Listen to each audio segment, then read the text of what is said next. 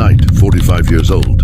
On the night of 29th of February 2000, in the quiet streets of Aberdeen, New South Wales, what should have been a normal evening transformed into one of the most horrifying chapters in criminal history.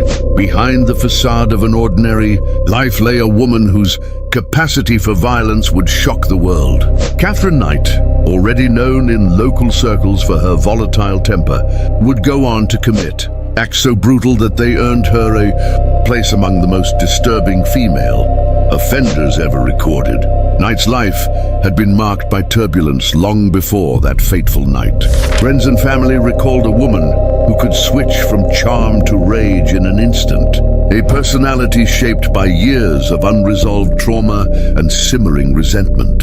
Those close to her described moments of extreme possessiveness, controlling behavior, and bursts of aggression that hinted at the darkness lurking beneath her surface. Yet no one could have predicted the magnitude of horror she would unleash that February evening. That night, the events that unfolded in her home revealed a level of brutality that seemed almost unimaginable. Reports later detailed that Knight's anger escalated to a terrifying climax, a storm of violence directed at the person closest to her at that moment. Every action, every decision reflected a deep-seated rage that had been building for years. Witnesses and investigators would describe the crime scene as nightmarish, a place where normalcy had been obliterated by sheer ferocity. Authorities later pieced together the chilling narrative. Knight's crime was not impulsive. It carried the hallmarks of careful planning combined with uncontrolled rage. The act left the local community in shock and disbelief, forcing them to confront the terrifying reality that a woman could commit acts of violence so extreme. Media outlets across Australia and internationally would later highlight her in December horror crime features, cementing her notoriety in the public imagination.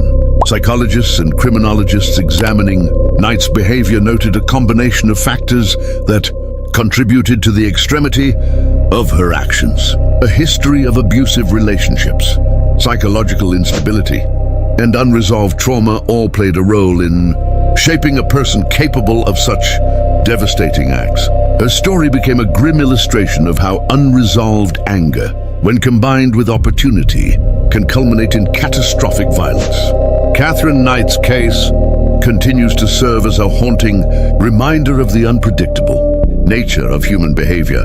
It forces reflection on the dark corners of the mind, the consequences of unchecked rage, and the ways in which domestic settings can become arenas for unimaginable horror. Her name remains synonymous with a level of female violence rarely seen, a grim benchmark against which other crimes are often measured. From this story emerges a lesson as chilling as it is clear. Violence is not bound by gender, age, or expectation. The line between normalcy and monstrosity can be frighteningly thin. Katherine Knight proved that sometimes the most terrifying acts of human behavior can emerge from within the walls of a home, in the quiet of the night, leaving a legacy that continues to haunt both those who study it and those who remember it. Kerry Taylor, 34 years old. On a warm evening in Sheffield, a normally quiet street became the setting for a shocking and violent act that would leave the community in disbelief. Inside a small apartment, Pearl Simone Hancock, a woman known to friends and neighbors as polite and unassuming, would become the victim of a crime so brutal it would shake everyone who heard of it. What began as an ordinary evening quickly descended into chaos and tragedy. Pearl, 29 years old, had lived a life like many others, working, socializing, and building connections with those around her. To those who knew her, she was kind, thoughtful, and always willing to lend a hand. But to Kerry Taylor, someone she knew casually, Pearl became the target of a sudden, violent attack. In a moment of unchecked aggression, Kerry stabbed Pearl, an act of cruelty that would end her life and leave a permanent scar on the local community. Neighbors reported hearing a commotion late that evening, followed by frantic calls for help. Police arrived quickly at the scene, only to find Pearl gravely wounded, struggling for her life. Despite immediate medical intervention, the injuries inflicted were catastrophic. Pearl succumbed to the stab wounds, leaving friends, family, and neighbors grappling with the incomprehensible loss. Investigators combed through the apartment, examining every detail for evidence. Witnesses were interviewed, phone records scrutinized, and CCTV footage reviewed. It became clear that the attack was deliberate, a sudden eruption of violence with fatal consequences. Kerry Taylor was arrested shortly after, and the gravity of the crime became impossible to ignore. At Sheffield Crown Court, the prosecution presented a clear narrative of the events that led to Pearl's death. The evidence showed a deliberate and violent attack, carried out with a weapon, leaving Pearl no chance to defend herself. Witnesses recounted the moments leading up to the stabbing, describing the fear and confusion that gripped the apartment. The court heard how a life ended far too soon, the victim robbed of any possibility of future, and a community left to process the horror of the act. After a thorough trial, Kerry Taylor was found guilty of murder. The judge described the crime as violent, deliberate, and utterly senseless, emphasizing the permanent loss suffered by Pearl's loved ones. On the 3rd of March 2024, she was sentenced to life imprisonment with a minimum term of 18 years. Outside the court, friends and family struggled to contain their grief. One close acquaintance said, "She was kind and full of life. To lose her like this is unbearable. Nothing can ever prepare you for such a senseless act." The case sent ripples through Sheffield, serving as a reminder that violence can strike unexpectedly, even in the lives of those who seem safe within their own homes. The story of Kerry Taylor and Pearl, Simone Hancock, stands as a stark warning.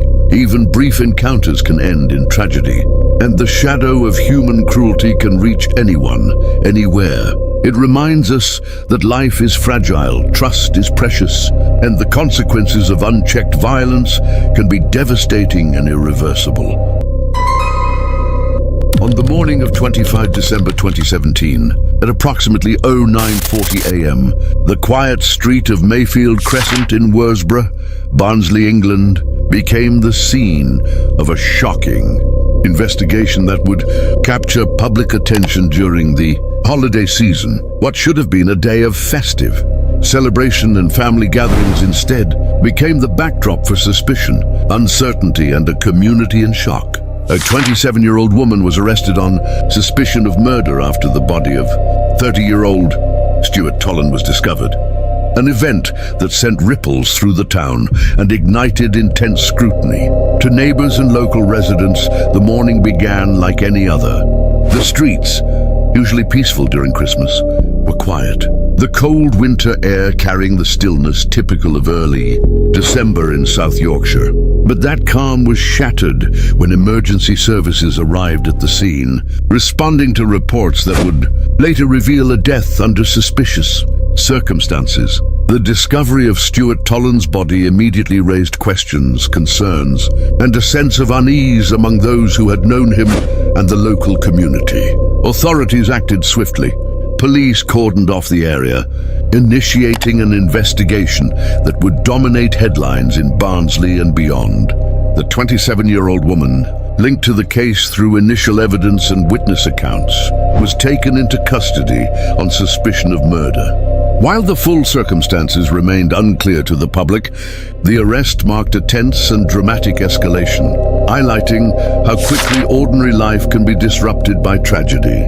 The arrest, coming on Christmas Day, added a layer of poignancy and disbelief, as a time traditionally associated with family and joy became intertwined with fear and uncertainty. Investigators worked meticulously, examining the scene, interviewing neighbors, and piecing together timelines. Every detail mattered: the movements of those involved, the timing of events, and the context surrounding the day. The community watched closely as authorities tried to make sense of what had occurred. The case, while initially high-profile due to the arrest, soon revealed complexities that required careful evaluation, and the police emphasized the need for thoroughness before conclusions could be drawn. Within days, the 27-year-old woman was released under investigation, a decision reflecting the complexities and ongoing nature of the inquiry. While no charges were ultimately brought at that time, the case remained a stark reminder of how quickly lives can be upended and how initial appearances can lead to intense public speculation. The arrest and subsequent release fueled discussions on social media, local news outlets, and among neighbors, raising questions about justice, suspicion, and the impact of legal procedures on those involved. The Barnsley Christmas Day case serves as a reminder that tragedy and uncertainty can strike at any time. Even on a day traditionally associated with peace and celebration, it highlights the challenges faced by law enforcement in balancing swift action with careful investigation and the emotional toll on communities and individuals caught in the middle. Though the woman was ultimately released, the events of that December morning remain etched in local memory, a story of shock, suspense, and the fragility of everyday life. Even years later, the Barnsley Christmas Day case continues to be revisited in local crime discussions and online documentaries, reflecting the enduring impact of a single day when normalcy was shattered in an instant. Rebecca Moore, 27 years old. In the usually calm streets of Sheffield, a shocking act of violence unfolded in a local park, one that would leave the community horrified and grieving. Saqqad Ali, a young man known for his quiet demeanor and friendly nature, was about to become the victim of a brutal and senseless attack. What started as a seemingly ordinary day turned into a nightmare that no one could have anticipated. To those who knew her, Rebecca Moore appeared unassuming, a woman living a life that seemed ordinary and unremarkable. But beneath this exterior lay a willingness to commit a violent and calculated act. On that fateful day, she lured Saqqad Ali into the park, where he was confronted with a violent and terrifying situation. In the chaos that followed, a knife was used in an attack so severe that it would leave permanent scars on the family, friends, and the wider community. Witnesses in the park reported seeing the confrontation unfold, with panic and fear evident in Saqqad's final moments. Police were alerted immediately, rushing to the scene to find him gravely injured. Despite rapid medical intervention, the assault inflicted critical injuries, ultimately leading to his death. Investigators later confirmed that Rebecca Moore had played a central role in orchestrating the attack, manipulating events to ensure Saqqad Ali could not defend himself. Authorities conducted a thorough investigation, collecting CCTV footage, witness statements, and forensic evidence from the park. Each detail confirmed the deliberate and premeditated nature of the crime. Rebecca Moore, alongside accomplices, had planned the encounter, turning a public space into a stage for a violent act. The evidence left little room for doubt about her involvement and the severity of the attack. At Sheffield Crown Court, the prosecution presented a clear narrative of the events, highlighting the planning, manipulation, and execution of the knife attack. The court heard of the fear, confusion, and helplessness experienced by Saqqad Ali in his final moments, painting a harrowing picture of a life ended far too soon. The judge described the crime as cold, calculated, and utterly reprehensible, emphasizing the vulnerability of the victim and the deliberate nature of the attack. After a detailed trial, Rebecca Moore was found guilty of murder. On the 21st of February 2024, she was sentenced to life imprisonment, with a minimum term of 15 years. Friends and family of Saqqad Ali spoke outside court, expressing shock and grief over the loss. One close friend said, "We never imagined she could do this. His life was taken for no reason, and it has left a hole in all our hearts." The story of Rebecca Moore serves as a stark reminder. Even public spaces can become dangerous, and trust can be exploited with devastating consequences. It underscores the need for vigilance, awareness, and justice for those whose lives are tragically cut short. Maxine Carr, 25 years old, in December 2002, in the quiet town of Soham, Cambridgeshire, what should have been a normal, uneventful period instead became a focus of national outrage. Behind the facade of an ordinary life lay a woman whose actions would make her one of the most reviled figures in modern British criminal history. Maxine Carr, though not directly responsible for the murders themselves, became infamous for the role she played in providing a false alibi, a decision that would see her condemned in the court of public opinion and convicted in the eyes of the law. Carr's early life had given little hint of the notoriety she would acquire. Friends and neighbors described her as quiet, seemingly ordinary, someone who blended into the routines of small-town life. Yet beneath that surface lay choices that would have devastating consequences. When tragedy struck the community of Soham, the disappearance and subsequent murder of two young girls, the nation was gripped by grief, and investigators turned their attention toward anyone connected to the events. It was in this atmosphere of suspicion and heartbreak that Carr's actions would emerge, forever linking her name to one of the most infamous cases in UK history. During the investigation, authorities discovered that Carr had knowingly provided a false alibi for Ian Huntley, the man ultimately responsible for the murders. Though she had not committed the killings herself, her deception obstructed justice and delayed the course of law enforcement. The implications of her choices sent shockwaves across the country, as families and communities struggled to comprehend how a seemingly ordinary woman could play a part in such a devastating chain of events. As details unfolded in court, the narrative of Maxine Carr became a cautionary tale about loyalty, deceit, and moral compromise. Prosecutors portrayed her actions as a deliberate attempt to shield Huntley, emphasizing that her lies had real-world consequences, prolonging the agony of the victims' families and intensifying the media scrutiny that followed. Witnesses recounted moments of duplicity, times when Carr presented herself as cooperative and innocent, while concealing the truth that would later define her public persona. The trial at Cambridge Crown Court cemented her notoriety. Carr was convicted, not for the murders themselves, but for the grave offense of perverting the course of justice.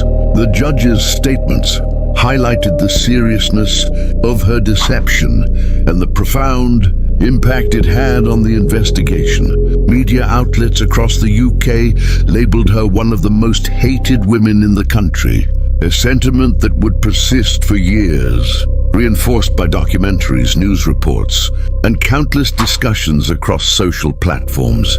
Maxine Carr's story serves as a stark reminder that complicity, even indirect, carries consequences that ripple far beyond the immediate moment. It illustrates how a single choice rooted in loyalty or fear can irrevocably alter a person's life and reputation. Her case forces reflection on the moral responsibilities we bear, the weight of truth, and the fragility of public trust. For many, Maxine Carr's name remains synonymous with deceit, the dark side of loyalty, and the enduring shock of a community forever changed by tragedy. Josie Hollis, 26 years old, in a quiet neighborhood of Sheffield, a tragic and violent incident unfolded, leaving a community stunned and a family devastated. Jordan Hill, a young father known for his kindness and dedication to his child, became the victim of a shocking attack that would end his life far too soon. What began as an ordinary evening turned into a nightmare that no one could have anticipated. To those around her, Josie Hollis appeared unremarkable, living a life that seemed ordinary, blending seamlessly into her community. But beneath this exterior, she became involved in a violent and calculated crime. On that fateful day, she targeted Jordan Hill, using deceit and coercion to set the stage for a brutal encounter. In the ensuing struggle, a knife was used in a deliberate attack, leaving Jordan fatally wounded and shocking those who knew him. Witnesses later recounted seeing the attack unfold, the panic and fear evident in Jordan's final moments. Emergency services were called immediately, rushing to the scene to provide aid. But despite rapid medical intervention, The injuries inflicted proved fatal. Jordan's life was tragically cut short, leaving friends, family, and neighbors grappling with grief and disbelief. Police investigations revealed that Josie Hollis had participated in a robbery. Further complicating the crime, authorities collected CCTV footage, forensic evidence and witness testimonies, piecing together a harrowing picture of the events leading to Jordan's death. The investigation confirmed that the attack had been deliberate and that Josie played a central role, turning what should have been a safe space into a scene of violence. At Sheffield Crown Court, the prosecution presented a detailed narrative of the crime, describing how Josie Hollis and her accomplices carried out the assault and robbery. The court heard how Jordan Hill, a devoted father, had no chance to defend himself, highlighting the cruel and opportunistic nature of the act. The judge described the events as shocking, violent, and utterly reprehensible, emphasizing the lasting impact on Jordan's family and the wider community. Following a thorough trial, Josie Hollis was found guilty of manslaughter and robbery. On the 14th of June 2024, she was sentenced to 15 years in prison. Outside the court, family members and friends struggled to come to terms with the devastating loss. One close friend said, "He was a loving father and a kind soul. We never imagined this could happen. It's something that will haunt all of us forever." The story of Josie Hollis serves as a grim reminder. Even ordinary spaces can become sites of unimaginable violence, and trust can be manipulated with fatal consequences. It underscores the need for vigilance, the protection of the vulnerable, and the pursuit of justice for those whose lives are tragically cut short. Jane Andrews, 34 years old. On the evening of 3rd December 2000, in the affluent neighborhood of Fulham, London, what should have been an ordinary night took a dark and shocking turn. Behind the polished image of a young woman who had once moved among the elite of British high society lay a story of obsession, jealousy, and ultimately murder. Jane Andrews, a former royal dresser, would see her life spiral from privilege to infamy in a way that captivated the nation and shocked those who had once admired her. Andrews' early life had been marked by ambition and opportunity, working closely with the royal household. She moved in circles of influence and elegance, a life many envied. Yet beneath the surface of this glamorous exterior, a pattern of possessiveness, insecurity, and simmering anger was quietly taking root.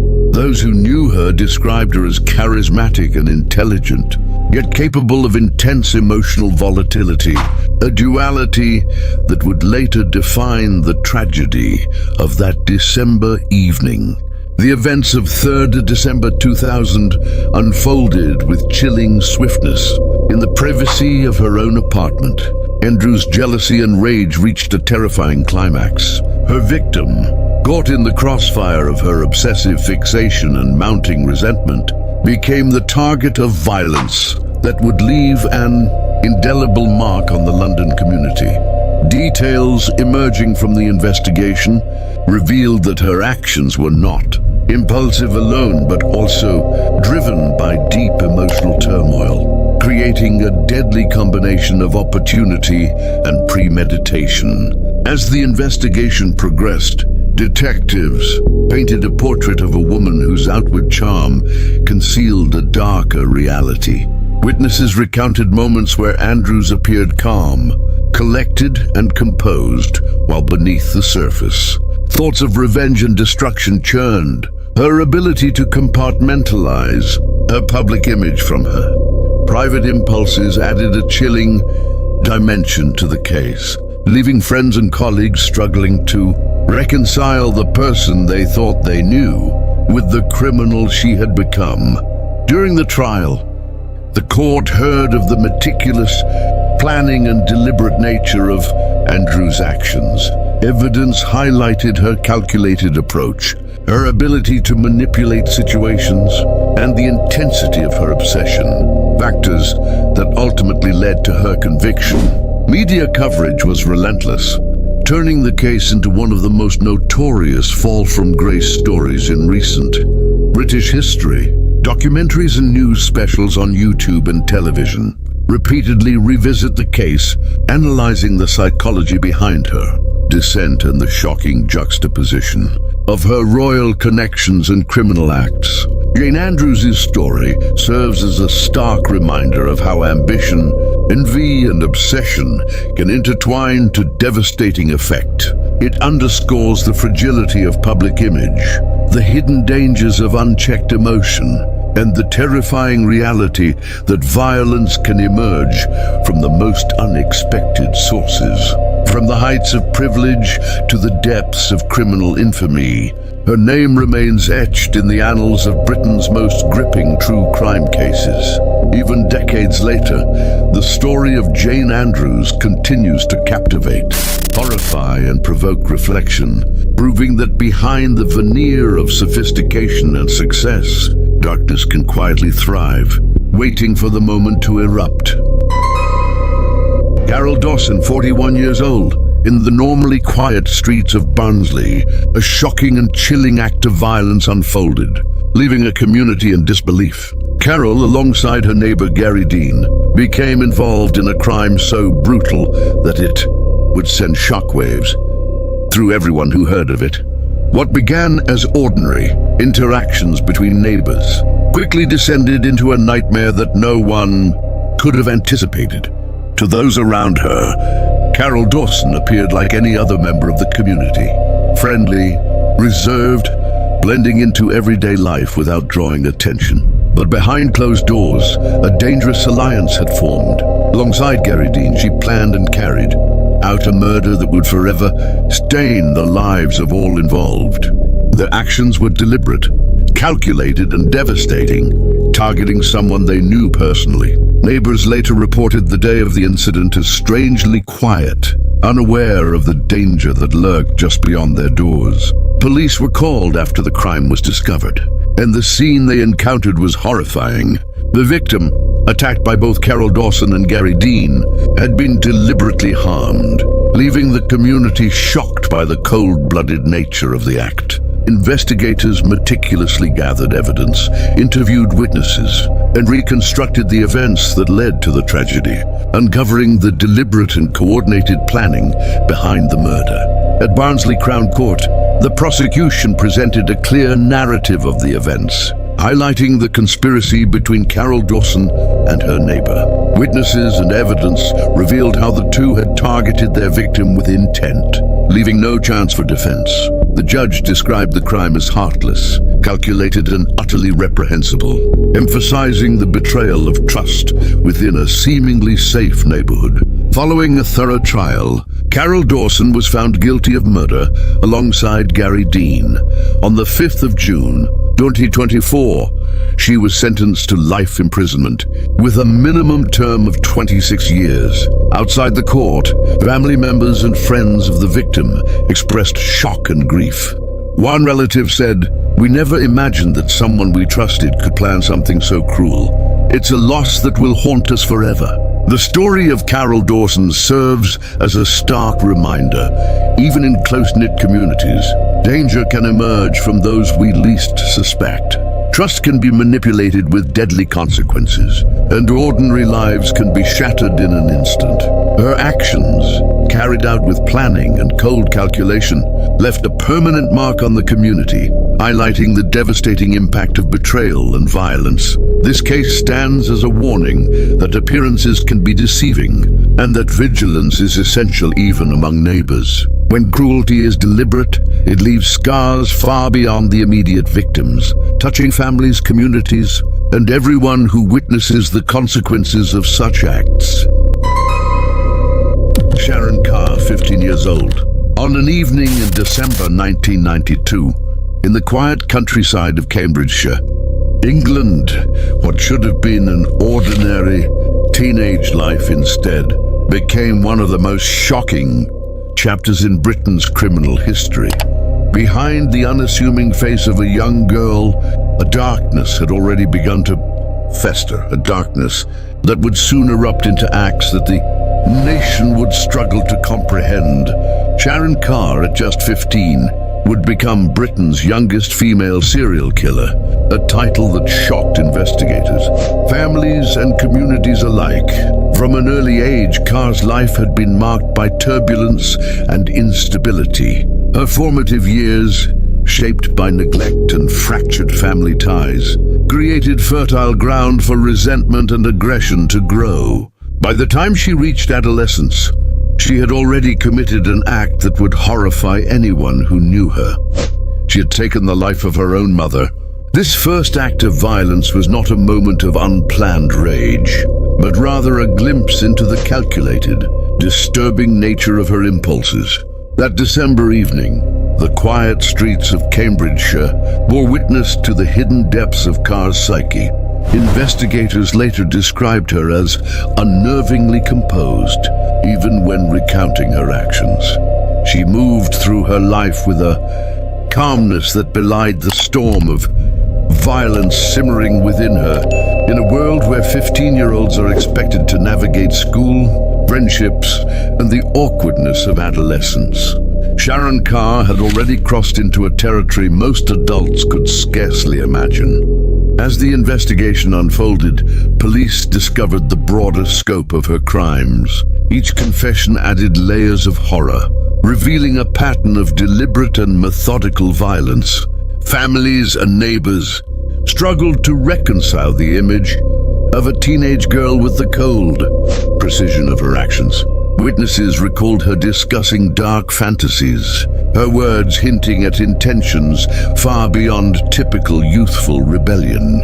Every detail painted a picture of a child whose innocence had long been replaced by something far more sinister.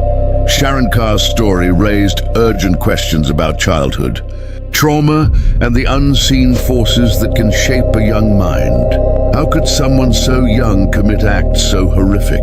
What experiences had driven her to sever the very bonds that were meant to nurture and protect her? And perhaps most chillingly, how long had this darkness been growing in secret, hidden behind the mask of normalcy? From this tragedy emerged lessons that were as unsettling as they were important. Childhood neglect and unresolved trauma can fester into unimaginable consequences, and evil does not always announce itself with age or appearance. Carr's case became a chilling reminder that violence, even in its most calculated form, can emerge from the most unexpected sources. For Britain, Sharon Carr's name would forever remain synonymous with a terrifying reality that innocence is fragile, and sometimes the most shocking evil can come from the youngest among us. Sabrina Hirst, 28 years old. In a quiet neighborhood of Sheffield, a tragic and devastating story unfolded, leaving a family and community in shock. Tiffany Wright, a 3-year-old girl full of life and innocence, became the victim of prolonged neglect and cruelty. What should have been a safe and nurturing home turned into a place of suffering, where a young child's vulnerability was exploited, and her life was tragically cut short. To those around her, Sabrina Hirst appeared ordinary, living quietly in the community, blending seamlessly into the daily routines of life. Neighbors and friends had no reason to suspect the danger lurking within the home. Tiffany, trusting and unaware of the harm, relied entirely on her mother for protection, care, and guidance. Instead, she was exposed to neglect and emotional cruelty that would ultimately prove fatal. Authorities were alerted when Tiffany's condition worsened. Prompting emergency intervention, investigators discovered clear evidence of abuse and neglect. Medical examinations and witness statements confirmed that Tiffany had suffered both physically and emotionally, a small body and spirit bearing the devastating consequences of prolonged mistreatment. It became evident that the harm inflicted was deliberate, a repeated pattern that left irreversible damage. At Sheffield Crown Court, prosecutors presented the full account of events, detailing how Sabrina Hirst's neglect and cruelty led directly to Tiffany Wright's manslaughter. The court heard harrowing testimonies, describing the suffering Tiffany endured and the betrayal of trust by her mother. Experts highlighted the severity of the emotional and physical neglect, painting a grim picture of a child deprived of care, attention, and safety in the one place she should have been protected. The judge described the case as heart-wrenching, tragic, and utterly unacceptable. Emphasizing the vulnerability of Tiffany, he highlighted the responsibility of parents to safeguard their children and the irreversible harm caused. When that trust is broken, Sabrina Hirst was found guilty of manslaughter due to neglect and cruelty. On the 10th of April 2024, she was sentenced to 12 years in prison, reflecting the gravity and long-lasting impact of her actions. Outside the courtroom, family members and community members expressed shock and grief. One relative said, "Tiffany was so small, so full of life. We trusted her mother to care for her, and this loss is unbearable. It is something that will haunt us forever." The case reverberated throughout Sheffield, reminding the community of the importance of vigilance in protecting vulnerable children. This tragic story serves as a stark warning. Even in what should be the safest place, the home, danger can exist when trust is betrayed. Neglect and cruelty have devastating consequences, and those responsible must be held accountable for the irreversible harm they inflict. Donna Anthony, in her 30s, in December 1996, in the quiet county of Hampshire, England, what should have been nights filled with family life instead became the focus of one of the most controversial child death investigations in British history. Behind the unassuming exterior of a mother appeared a life marked by both grief and suspicion, a life that would be forever defined by tragedy and legal scrutiny. Donna Anthony, at the center of this storm, would see her name repeatedly invoked in debates, documentaries, and discussions that captured public attention throughout December and beyond. Anthony's early life and family background had offered little foreshadowing of the controversy that would engulf her. Described by neighbors as a devoted mother, she lived quietly, raising her children with apparent care and attention. Yet the deaths of her two young children triggered an investigation that cast her in the harshest of lights. As police and prosecutors struggled to understand the circumstances surrounding their untimely passing, what had seemed like ordinary domestic life was now under intense scrutiny, and Anthony's every action, statement, and decision became a focal point of suspicion. During the investigation, authorities meticulously examined the evidence, seeking answers in a case filled with complexity and tragedy. The timing of the events, the patterns observed in the children's deaths, and the circumstances of their care all contributed to a narrative that ultimately placed Anthony at the heart of the legal proceedings. Police described the night hours as crucial to understanding what had occurred, while prosecutors pieced together evidence that would form the basis of a conviction, igniting debate among experts, the public, and the media. As the case unfolded, the courtroom became a stage for a legal drama that gripped the nation. Witnesses, experts, and investigators detailed every aspect of Anthony's behavior, scrutinizing her as both a mother and a defendant. The trial highlighted the difficult balance between grief, suspicion, and accountability, raising questions about the interpretation of evidence, the role of maternal instinct, and the fine line between tragedy and criminal responsibility. Anthony's actions, both during the events and in their aftermath, were dissected with relentless attention, each detail contributing to the broader narrative of a highly controversial conviction. The media coverage that followed painted a complex picture.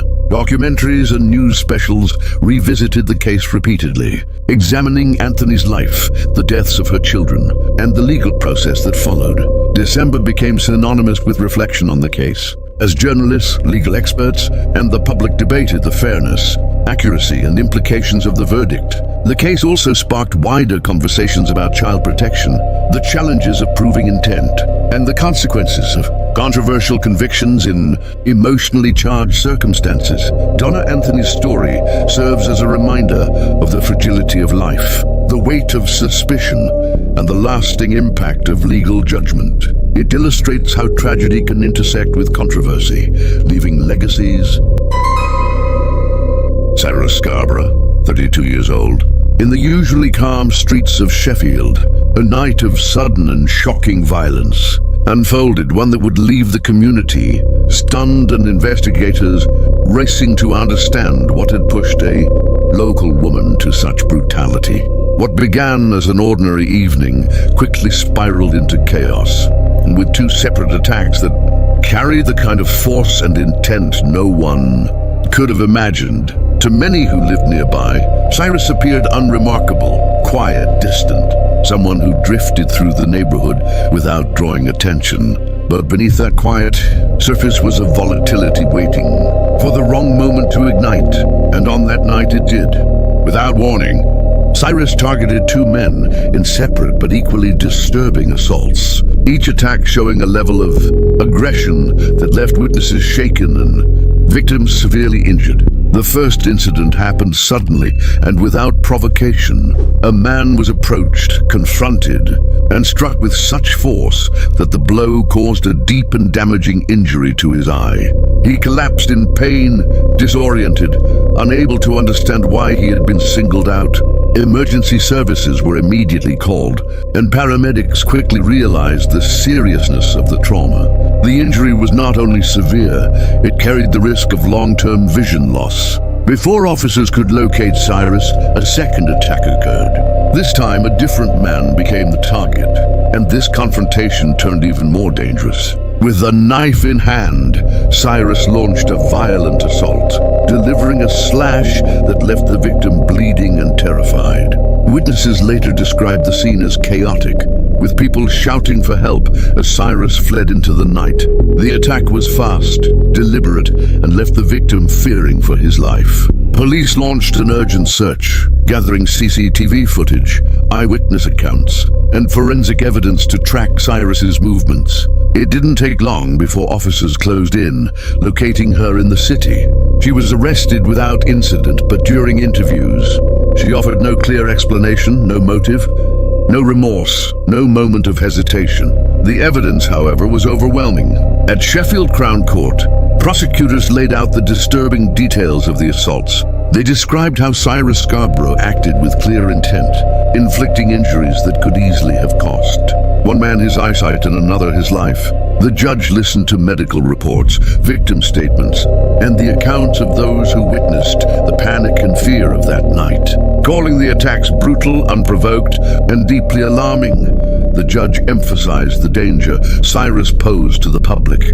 After reviewing all evidence, the court sentenced her to 18 years in prison, a sentence reflecting both the severity of the injuries and the unpredictability of her actions. Outside the courtroom, one victim said, "I still don't understand why it happened. I don't know if I ever will. I'm just grateful to be alive." This case serves as a reminder that violence can erupt without warning, and even ordinary streets can become scenes of sudden danger when a single person chooses brutality over restraint.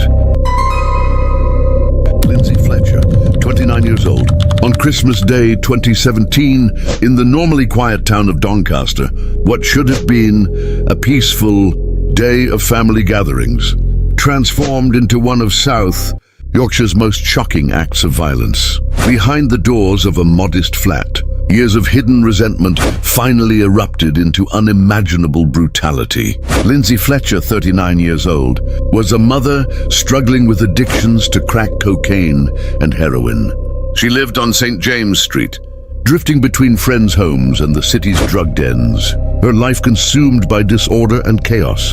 That winter, she moved in with her 72-year-old step-grandfather, Michael Eaton, a retired delivery driver who had taken her in out of pity. Yet beneath her apparent dependence lay deep-seated bitterness and greed. Prosecutors would later describe Fletcher as harboring hatred toward Eaton, seeing him as an easy source of money. On Christmas Day, during the course of the evening, Fletcher unleashed a vicious attack on the elderly man in his own home. Armed with a steak knife, she stabbed him more than 120 times, 30 blows to the back of his head, and 90 more across his body and neck. When the knife dulled, she used his own walking stick to continue the assault. The flat became a horrifying scene of blood and violence. Afterwards, she stripped the body, doused it in bleach to erase evidence, leaving the man who had once cared for her lying lifeless on the floor. The following day, as families across Britain unwrapped their presents, police were called to Mr. Eaton's home in Balby. His body was discovered surrounded by blood and the acrid, smell of chemicals. Investigators soon uncovered the full extent of Fletcher's actions. Not only had she committed murder, but she had also coerced her 12-year-old daughter into helping dispose of the evidence. Together, they carried his blood-stained clothes to a nearby patch of waste ground in the River Dawn. Divers later retrieved the jumper, but the weapon used in the killing was never recovered. During her trial at Sheffield Crown Court, Fletcher claimed she acted in self-defense after her step-grandfather allegedly tried to assault her, citing past abuse in her childhood. Prosecutors dismantled this defense, highlighting her online searches for poisoning, methods and witnesses who recalled her speaking about wanting eaten dead. After just 4 days, the jury found her guilty of murder. The judge described the killing as cold-blooded and ferocious, sentencing her to life imprisonment with a minimum term of 13 years. The case sent shockwaves across the nation. Reporters called it a senseless tragedy, born from a combination of hatred and addiction. It sparked renewed conversations about the role of drugs in violent crime and the generational trauma that often remains hidden. From this horror, harsh truths emerged. Addiction can destroy faster than forgiveness can repair. Unspoken abuse can fester into explosive rage. And involving a child in a crime destroys not just one life, but two. Violence does not start with a weapon. It begins where empathy ends. Lindsay Fletcher's story revealed that family ties do not always guarantee loyalty, and that long-buried hatred can smolder quietly for years before erupting. Yet even that Christmas Day murder was not the final time love would turn lethal in South Yorkshire. If you enjoy learning about the hidden truths of crime stories, consider hitting that like button and subscribing for more content like this. Sarah Barrass, 38 years old, on a cold and silent morning in Barnsley, a quiet neighborhood that most believed safe, became the scene of a tragedy that would shock everyone who heard about it. Inside a modest family home, her 2 young sons, innocent and full of life, were about to face a fate no child should ever know. The boys, aged 8 and 10, had lived lives filled with ordinary routines, laughter and small joys, never imagining that the danger would come from the person meant to protect them. To neighbors and friends, Sarah Barrass appeared like any other mother, quiet, reserved, and living her life largely behind closed doors. She smiled at passing acquaintances, waved to children playing in the street, and gave the impression of a caring parent. But behind the walls of her home, darkness had quietly settled. That morning, Sarah made a choice that would forever alter the lives of her family and shock the entire community. Her sons were murdered, an act so cruel and incomprehensible that the news left everyone struggling to process the horror. Authorities were alerted when a concerned relative, sensing something was wrong, contacted the police. Officers arrived to a scene that no one could have prepared for. Inside the house, the 2 boys lay lifeless, their small bodies bearing the tragic consequences of a crime so brutal it defied understanding. Investigators meticulously examined every corner of the home, collected evidence, and spoke to those closest to the family, slowly piecing together the horrifying events that led to this devastating act. As the investigation unfolded, the full extent of the crime became clear. Sarah Barrass had deliberately targeted the most vulnerable, those who trusted her completely. The prosecution detailed her actions in court, emphasizing the premeditation and callousness of her decision. Every detail painted a picture of a mother who had betrayed the sacred trust of her children, transforming a home into a place of unimaginable terror. At Barnsley Crown Court, the trial lasted several weeks, with harrowing testimonies from family, friends, and experts who described the impact of the murder.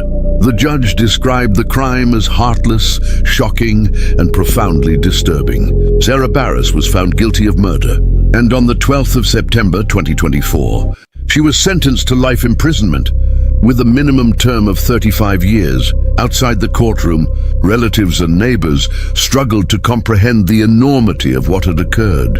One family friend said, "We never imagined she could do this to her own children. It is something that will haunt all of us forever." The case reverberated across the community, not just for the act itself, but because of the shocking betrayal of a mother toward her own sons. If you enjoy learning about the hidden truths of crime stories, consider hitting that like button and subscribing for more content like this. And please comment below to let me know where you're listening from. Susan Hardwick, 52 years old, in the quiet town of Doncaster. A shocking and distressing event unfolded within the walls of a family home and hospital, leaving the community stunned. Susan's 89-year-old mother, a frail woman who had spent nearly 9 decades navigating life's challenges, became the target of an act that no one could have imagined. What should have been a place of care and safety was transformed into a scene of fear and attempted tragedy. To those around her, Susan Hardwick appeared ordinary, living a life that seemed unremarkable and blending seamlessly into her community. But behind closed doors, she made a decision that would horrify anyone who knew the family. In a moment of calculated action, she attempted to suffocate her elderly mother with pillows while she was in hospital, an act of violence that could have ended her mother's life. Staff at the hospital noticed unusual behavior and quickly intervened, preventing what could have been a fatal outcome. Authorities were called immediately, and an investigation into the incident was launched. Medical staff described the situation as both alarming and incomprehensible, struggling to understand how a daughter could attempt such a deliberate act against her own mother. Police meticulously collected evidence, interviewed witnesses, and reviewed security footage. The investigation confirmed the deliberate nature of Susan Hardwick's actions. Hospital staff, family members, and caregivers all recounted moments of fear and confusion, describing how quickly an ordinary day turned into a near tragedy. It became clear that this was not a moment of accidental harm, but an intentional attempt to end the life of a vulnerable elderly woman. At Doncaster Crown Court, prosecutors presented a detailed account of the events, emphasizing the premeditation and deliberate intent behind the attack. Witnesses described the fear, shock, and distress experienced by hospital staff and family members during the incident. The judge described the act as chilling, heartless, and entirely unacceptable, highlighting the vulnerability of the victim and the gravity of the attempted crime. Following a thorough trial, Susan Hardwick was found guilty of attempted murder. The court emphasized the severity of targeting a frail, elderly family member in a place of care, underlining the betrayal of trust inherent in the act. On the 18th of May 2024, she was sentenced to a significant custodial term, reflecting the seriousness of the attempted crime and the need to protect vulnerable individuals from harm. Outside the court, family members and advocates expressed shock and disbelief. One hospital staff member said, "It's unimaginable that someone could attempt this to their own parent. We are grateful the intervention prevented a tragedy." The case resonated throughout Doncaster, highlighting the dangers that can emerge even within family relationships and the importance of vigilance in protecting the vulnerable. This story serves as a warning. Even in places designed for care and safety, danger can arise and trust can be tragically betrayed. Susan Hardwick's actions remind us that the protection of the elderly and vulnerable must remain a priority, and deliberate attempts to harm them are met with the full force of the law. Lorraine Thorpe, just 15 years old in 2009, shocked the nation with a spree of violence that revealed how even the youngest offenders can commit acts of extreme brutality. Hailing from Ipswich, Suffolk, she became infamous for the murder of 2 people between 2009 and 2010, crimes that left communities in fear and raised questions about juvenile involvement in deadly violence. To those around her, Lorraine appeared quiet, withdrawn, and like any typical teenager navigating school and family life. But beneath that seemingly ordinary exterior was a capacity for violence that would soon emerge with horrifying clarity. By her mid-teens, she had become involved with Paul Clark, an older accomplice who exerted a dominating influence over her, drawing her into a world of crime and aggression that would escalate rapidly. The first victim fell in 2009. Details of the attack revealed a stabbing so severe and unrelenting that police described the scene as disturbing beyond belief, witnesses later recounted Lorraine's involvement as both deliberate and chillingly calm. Her youth, they said, made the violence even more shocking. A teenager capable of calculated brutality challenged every assumption about age and criminal intent. In 2010, Lorraine and her accomplice turned their violence toward her own father, Desmond Thorpe, culminating in a second stabbing and violent attack that ended his life. Investigators noted the repeated patterns of aggression, the precision in targeting, and the methodical way in which both victims were assaulted. Forensic evidence, including wound analysis and crime scene reconstruction, made clear that Lorraine had played an active and essential role in both murders.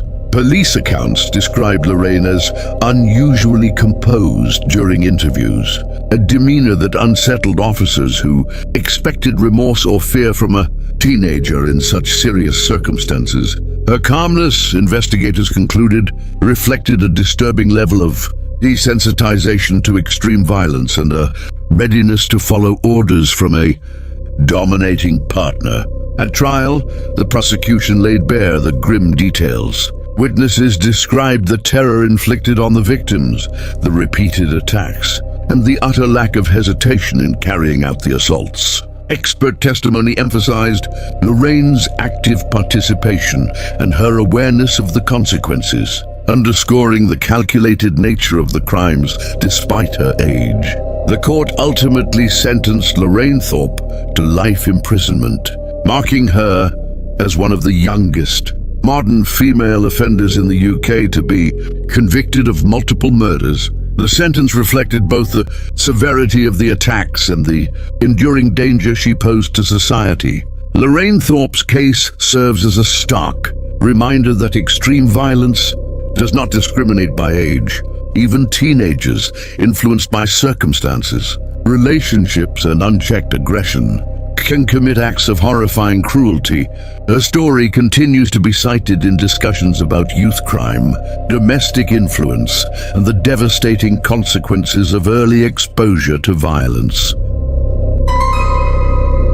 Maria Pearson, a woman whose name has become synonymous with longevity behind bars, first shocked the nation in the 1970s with a crime that would define her life. Convicted of murdering a man, her case drew attention not only for the brutality of the act, but also for the exceptional circumstances that would lead her to become the longest-serving female prisoner in the United Kingdom. Born and raised in a working-class environment, Maria's early life offered little to suggest the extremes she would later reach. By the time of the murder, she was already acquainted with the fringes of criminal activity, navigating relationships and circumstances that would culminate in violence. Her victim, a man known to her personally, became the target of an attack so sudden and brutal that police described it as shocking in its coldness and clarity. The murder itself was carried out with a combination of calculated aggression and opportunistic timing. Investigators noted that Maria had planned the encounter carefully, ensuring minimal witnesses and maximum control. The attack left the victim fatally injured, and forensic reports confirmed her direct involvement. Witness testimony painted a chilling picture, a woman who, in that single moment, had crossed the line between ordinary life and irrevocable crime. Following her arrest, Maria faced trial at a time when female offenders of such violence were relatively rare. The prosecution emphasized her premeditation and awareness of her actions. Although she attempted to minimize her role, evidence from eyewitness accounts to forensic analysis made her culpability unmistakable. The jury convicted her of murder, and she was sentenced to life imprisonment, a term that would eventually become extraordinary in its length. Over the decades, Maria Pearson remained behind bars, steadily accruing years as the UK's longest-serving female prisoner. Her time in custody was marked by both isolation and notoriety. She became a figure, representing the challenges of rehabilitating women who commit extreme violence. In the 1990s, she briefly secured release on appeal, a fleeting freedom that was quickly revoked due to concerns over public safety and the severity of her original crime. Her recall underscored the persistent perception of risk she posed even after decades in prison. Throughout her sentence, Maria's story has been cited in discussions of criminal justice, female violence, and long-term incarceration. Psychologists and criminologists have examined her life as an example of how circumstances, personality, and opportunity intersect to produce sustained criminal behavior. To many, she remains an unsettling reminder that violent crime is not confined by gender, and that justice can at times result in extraordinary sentences. Maria Pearson's legacy is both infamous and instructive. Her life behind bars, the sheer longevity of her imprisonment, and the story of her conviction offer a rare glimpse into the extremes of female criminality in the UK. Today, she stands as a cautionary example of how one act of murder can reverberate through decades, shaping not only the victim's memory but the public perception of female offenders for generations to come. Mary Elizabeth Wilson, later infamously known as the Merry Widow of Windy Nook, moved through the post-war industrial towns of northeastern England with an ordinary appearance that masked a lethal secret.